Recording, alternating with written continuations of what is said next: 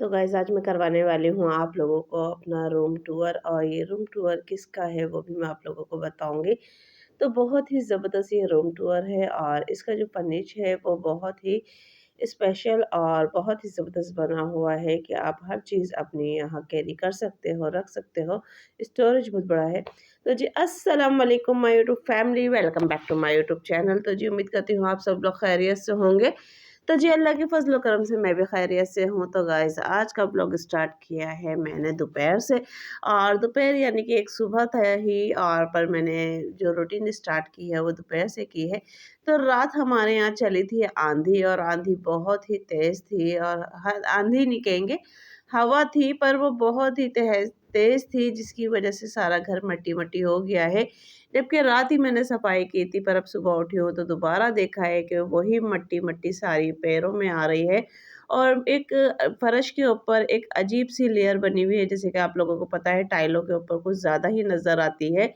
तो बस एक अजीब-सी लेयर बनी हुई थी और बहुत ज़्यादा मट्टी-मट्टी हो रही थी। तो बस अब यही देखना था कि अब दोबारा मुझे सफाई करनी थी या तो मैं नाश्ते के लिए जा रही थी बनाने। पर अब मुझे यहाँ सफाई करनी थी तो फिर दोबारा बस बहुत ज़्यादा गंदा घर हो चुका था कि यही पैर मट्टी में हो के अंदर तक जा रहे थे और बहुत ज़्यादा मतलब कि मट्टी-मट्टी थी।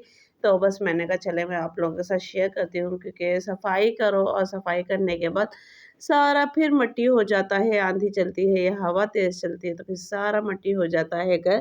तो बस यही है एक थी बात जो कि मुझे आप लोगों के साथ शेयर करनी थी। फ़िलहाल वैसे तो सफाई करनी है, पर ये है कि थोड़ा लेट करती पर ये है कि अब मुझे जल्दी करनी पड़ेगी क्योंकि घर की मतलब कि सारी यही बच्चे बेड पे जाके बैठते हैं या खेलते हैं या कुछ भी है, तो वही पैरों की मट्टी लग के वो बेड पे या जगह पे जाती है, तो इस वज़ह से फिर मुझे किरकिराहट सी महसूस होती है। और फिर ये है कि ना टाइलों पे मतलब मट्टी आ जाती है, तो फिर ये है कि बच्चों के फिसलने का भी डर होता है क्योंकि बच्चे छोटे-छोटे हैं, आपको पता है हम्माद, तलबिया और ये भागने वाला बहुत ज़्यादा खेलते हैं, जिसकी वज़ह से मुझे डर लगता है। और यहाँ मैंने की थी किचन की क्लीनिंग और ये मैंने टॉप वगैरह अपने जो हॉब है वो चूल्हे साफ़ कर लिए थे और ये चूल्हे का आप जो मंज़र देख रहे हैं इसके बटन नहीं है, तो जी ये मेरे मियाँ जी, मैं जब भी कराची जाती हूँ तो मुझे सरप्राइज़ देते हैं, मैं जब भी जाती हूँ तो वो एक बटन इसका खो देते हैं, तो फ़िलहाल इसको भी मुझे वैसे तो ये बिल्कुल सही है माशाल्लाह, पर अब इसको थोड़ा-सा रेनोवेशन के लिए मुझे भेजना है क्योंकि आगे चल के इसका और अच्छा इस्तेमाल करना है। तो इस वजह से अभी इसको रेनोवेशन के लिए भेजना है, बस सिर्फ़ इसके बटन लगवाने हैं और इसका ऑटोमेटिक जो बटन होता है, वो अंदर से सही करवाना है क्योंकि वो टूट गया है। बाकी माशाल्लाह चूल्हा बहुत अच्छा चलता है और यहाँ मैंने इसको कर दिया था साफ़। सबसे अच्छी बात है कि रोटी जो पकाती हूँ मैं, रोटी पे चूल्हे के निशान नहीं आते हैं, तो इसकी वजह से ये मुझे बहुत ही अच्छा लगता है। बाकी चूल्हा माशाल्लाह मेरा बिल्कुल फ़र्स्ट क्लास है और यहाँ मैंने इसको साफ़ कर दिया था बिल्कुल और साफ़ करने के बाद माशाल्लाह ये बिल्कुल ज़बरदस्त हो जाता है क्योंकि ग्लास का है तो बस इस वजह से बहुत अच्छा हो जाता है। देखने में, इस्तेमाल करने में बहुत अच्छा है, पर बहुत सी जगहों पे सुना है कि ये फट भी जाता है चूल्हा क्योंकि ये काँच का है, तो बस इस वजह से थोड़ा-सा दिल डरता है। बाकी माशाल्लाह बहुत अच्छा है और यहाँ मैं बना रही थी दोपहर के लिए खाना। तो आज खाने में कुछ भी समझ में नहीं आ रहा था कि क्या बनाऊँ, क्या बनाऊँ? तो मियाँ जी आलू ले आए थे और आलू मियाँ जी कहने लगे मेरे लिए भुर्ता बना दो और बच्चों के लिए कतलियाँ बना दो। तो फिर मैंने कहा मेरा दूसरा बेटा जो है वो भी नहीं खाता है कतलियाँ ज़्यादा, अब शौक से खा-खा के शायद दिल भर गया है। तो अब मैंने कहा चलो आज मैं भुर्ता बना लेती हूँ, दोनों ही भुर्ते बना लेती हूँ। तो मियाँ जी का अलग से बनाना था और बच्चों के लिए अलग से बनाना था। तो बच्चों के लिए वो बनाना था जो मैं खाती हूँ और मियाँ जी के लिए वो बनाना था जो मियाँ जी खाते हैं क्योंकि मियाँ जी ने शुरू से रोटी से वही भुर्ता खाया और ये वाला मैं बनाती हूँ तो ये मियाँ जी नहीं खाते हैं। तो बस मैं और बच्चे शौक से खाते हैं और इससे ये अच्छा फ़ायदा होता है कि इसके पराठे अच्छे बन जाते हैं और जो मियाँ जी खाते हैं उसके पराठे अच्छे नहीं बनते हैं, उसमें हल्दी की या पता नहीं किस चीज़ की ही खाती है मुझे, तो वो मुझे नहीं पता नहीं क्यों नहीं अच्छे लगते हैं। बाकी ये वाले जो होते हैं पराठे ये मैं बहुत शौक से खाती हूँ और मैंने बनाए भी थे अपने लिए और बेटे के लिए। तो एक टाइम भुर्ते से रोटी हो जाती है, तो दूसरे टाइम पराठे हो जाते हैं, तो बहुत अच्छा लगता है, मज़ा आता है। ये बच्चों के लिए भी चेंज हो जाता है और बहुत से घरों में अगर ये वाले पराठे बना लो, तो कहते हैं पता है पराठे खा रहे हैं, पराठे खा रहे हैं। पर बहुत सी जगहों पे ये है कि अपना इंसान को टाइम गुज़ारना होता है या बच्चों को चेंज करके देना होता है। तो यहाँ बस आलू उबल चुके थे और एक गिलास से मैंने इसको मैश कर लिया था। बहुत से लोग इनके टूल्स होते हैं, ये चम्मच वगैरह होते हैं जिसे मिक्सर जो कहते हैं वो होते हैं, पर मैं उनको यूज़ नहीं करती हूँ। तो मैंने इस वीडियो में भी आप लोगों को एक और जुगाड़ बताई है, एक और ट्रिक बताई है कि अगर आप लोगों के पास मैशर ना हो तो हाथ से पीसने की ज़रूरत नहीं है आपको। गिलास या डोंगा कुछ भी आपके पास है तो आप उससे भी इसको मैश कर सकते हैं, और ये देखिए माशाल्लाह कितने अच्छे मैश हुए हैं। क्योंकि अब इसके लिए हमें और किसी चीज़ की मैशर की या किसी चीज़ की ज़रूरत नहीं है। ये खुद ही माशाल्लाह इतने अच्छे मैश हो गए, सिर्फ़ एक-एक गिलास ही लगता है जो कि बहुत अच्छे मैश हो जाते हैं। और यहाँ मैंने कुटी मिर्ची और नमक डाल के इसको पहले मिक्स किया था, फिर मुझे कुटी मिर्ची कम लगी, तो फिर मैंने यहाँ इसमें और थोड़ी-सी डाल दी थी, और उसके बाद मैंने फिर हल्दी, धनिया और हरी मिर्ची भी इसमें ही ऐड कर दी थी ताकि ये एक साथ ही मिक्स हो जाए। और यहाँ पे मैं बना रही थी मियाँ जी का भुर्ता, तो मुझे मियाँ जी के भुर्ते का भी मैंने मसाला वग़ैरह रख दिया था बनने के लिए, क्योंकि ये सब तकरीबन 1 ही आलू या डेढ़ आलू का ही बनेगा कि मियाँ जी 1 से 2 टाइम खा लें। और यहाँ पे मैंने अपने लिए भी चढ़ा दिया था भुर्ता के एक साथ ही काम हो जाए, बाकी रोटी मेरी पक चुकी थी माशाल्लाह माशाल्लाह। इतनी देर आलू उबल रहे थे तो मैंने इतनी देर रोटी पका ली, बाकी आलू भी मतलब गल गए, तो मैंने कहा चलो मैं हाथों-हाथ ये बना लेती हूँ, क्योंकि गैस जाने की प्रॉब्लम बहुत ज़्यादा है। कि पाकिस्तान में लाइट और गैस ऐसा लगता है कि ये पाकिस्तानियों को ये जन्म के साथ मिलती है, पैदाइश के साथ मिलती है।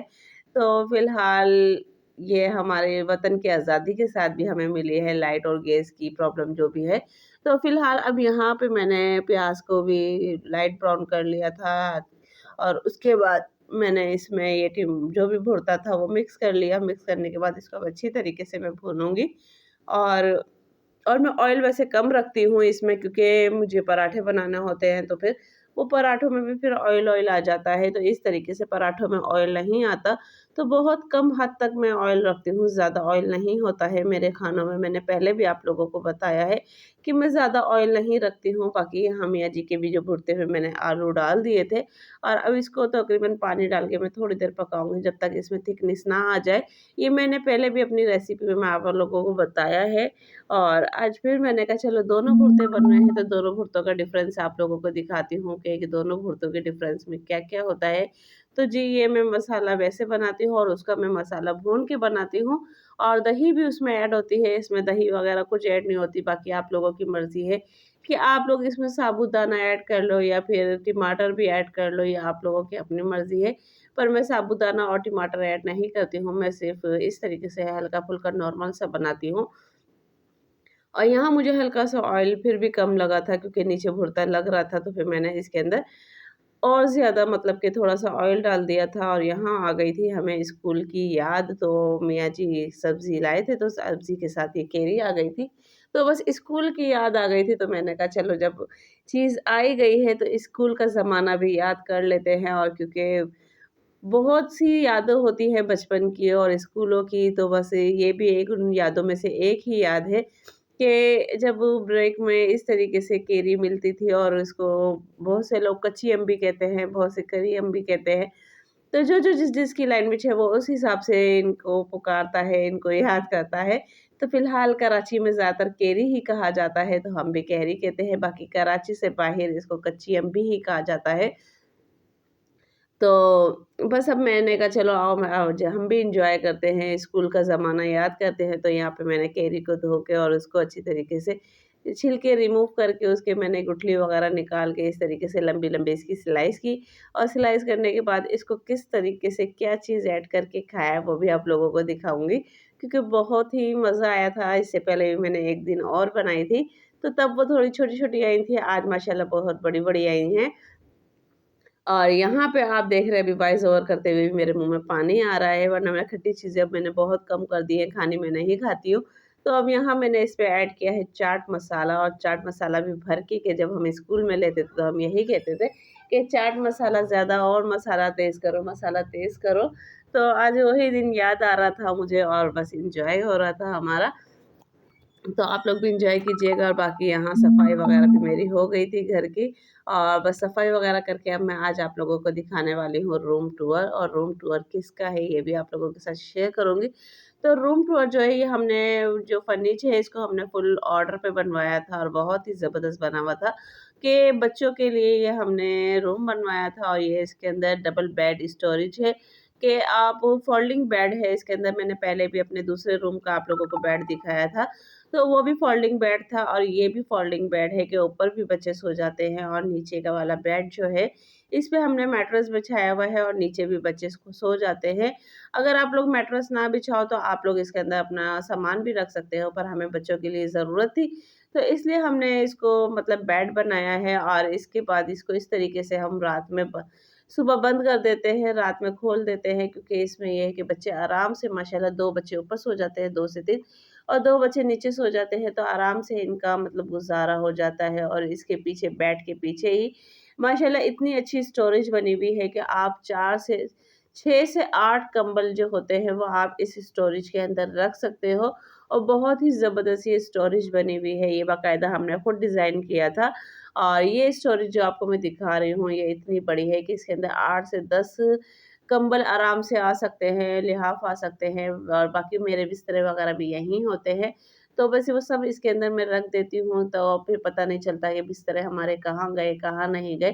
क्योंकि ये पूरा फ़र्नीश मैंने बार-बार बता रही हूँ कि ऑर्डर पे बनवाया था और ऑर्डर पे ये हमने अपने चॉइस से बच्चों के हिसाब से बनवाया था। और ये जो कुशन आप देख रहे हो पीछे ये भी मैंने बनवाया था और इसके साथ ही मैंने एक सेटी भी बनवाई थी कि रूम में बच्चों के कोई आता है तो फिर वो सेटी पे बैठ जाए, बेड पे ना बैठे क्योंकि अच्छा नहीं लगता है।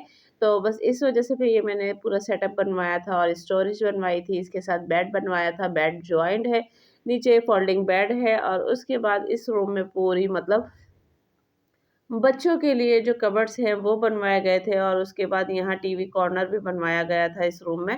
और उसके बाद जो फुल स्टोरेज है ऊपर की वो भी मैं आप लोगों को दिखाऊँगी कि फुल स्टोरेज है।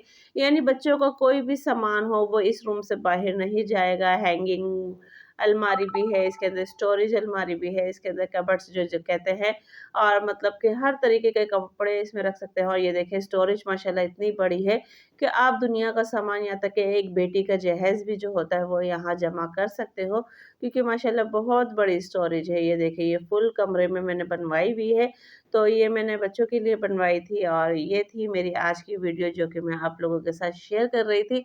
और रूम टूर आप लोगों को कैसा लगा है तो प्लीज़ कमेंट्स में लाज़मी बताइएगा, क्योंकि आप लोगों की राय से बहुत अच्छी लगती है कि आप लोगों को वीडियो हमारी पसंद आई है। तो बस वीडियो कैसी लगी है तो प्लीज़ कमेंट्स में लाज़मी बताइएगा और रूम टूर कैसा लगा है तो वो भी कमेंट्स में लाज़मी बताइएगा। तो मिलते हैं नेक्स्ट वीडियो में। अल्लाह हाफ़िज़, दुआ में याद रखिएगा।